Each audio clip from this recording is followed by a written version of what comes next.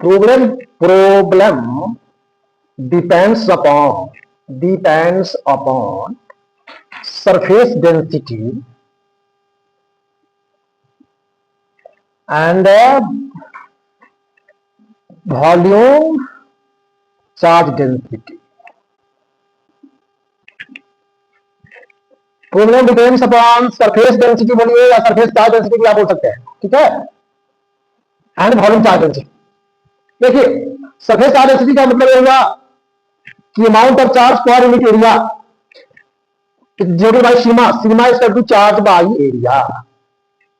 Question में रहेगा कि surface charge density is the constant, constant आपका हो गया, और स्फीयर के रेडियस का रेशियो दिया हुआ है, गिवन होगा, और आपसे पूछेगा कि calculate the ratio of charge Q1 by Q2 equal to what. तो आपको कुछ नहीं करना है, आपको सीधे करना है. यहाँ देखिए Q और एरिया डिवाइड लिखा हुआ है, और डिवाइड का मतलब डायरेक्टली पोर्शन आप प्रीवियस वीडियो में पढ़े हैं. तो होगा कि Q1 by Q2 equal to area, area मतलब कि पाई आर स्क्वायर होता है या 4 पाई स्क्वायर स्क्वायर होगा, तो मतलब कि R1 बाई R2 का होल स्क्वायर कर देना होगा. कुछ नहीं करना होगा, जो रेडियस का रेशियो दिया हुआ है उसका स्क्वायर कर देना है. एग्जांपल में अगर ऐसे बोला जाए कि जो स्फीयर है जिसका रेडियस का रेशियो दिया हुआ है 3:2, 3/2, और चार्ज का रेशियो आपसे पूछ रहा है कितना होगा, और कंडीशन में दे दिया सरफेस चार्ज डेंसिटी कांस्टेंट हो जाएगा. कुछ नहीं करना है, आपको सीधे स्क्वायर कर दीजिए, आंसर आ जाएगा. तो Q1 by Q2 equal to हो जाएगा 3/2 का स्क्वायर हो जाएगा, R1 बाई R2 का होल स्क्वायर कर देना है आपको, मतलब कि 3/2 का होल स्क्वायर कर देना है, या 9/4 आंसर से डायरेक्ट आ जाएगा. ठीक है. हाँ, अब आप आइए वॉल्यूम चार्ज डेंसिटी पे आइए. वॉल्यूम चार्ज डेंसिटी को रेशियो नोट किया जाएगा, ये amount of charge per unit volume में आ जाएगा. Volume charge density is the ratio between amount of charge per unit volume. Condition आपका रहेगा कि रो कांस्टेंट होगा, मतलब कि वॉल्यूम चार्ज डेंसिटी कांस्टेंट रहेगा. ठीक है. हाँ, और स्फीयर का रेडियस का रेशियो दिया हुआ है, सपोज दैट दिया हुआ है 4/5 दिया हुआ. कैलकुलेट करना है रेडियस ऑफ द वॉल्यूम पे V1 बाई V2 या Q1 बाई Q2 डिवाइड पे कीजिएगा. Q1 बाई Q2 डिवाइड करना है आपको. क्या करना पड़ेगा, आप देखिए ना, Q और V दोनों का डिवाइड का रिलेशन है, दैट मींस का डायरेक्ट इक्वेशन हो गया. तो कुछ नहीं करना है आपको, Q1 by Q2 equal to हो जाएगा R1 बाई R2 का होल क्यूब, क्योंकि वॉल्यूम आपका क्यूब में होता है, स्क्वायर करने के बाद 4/3 पाई आर क्यूब जाता है.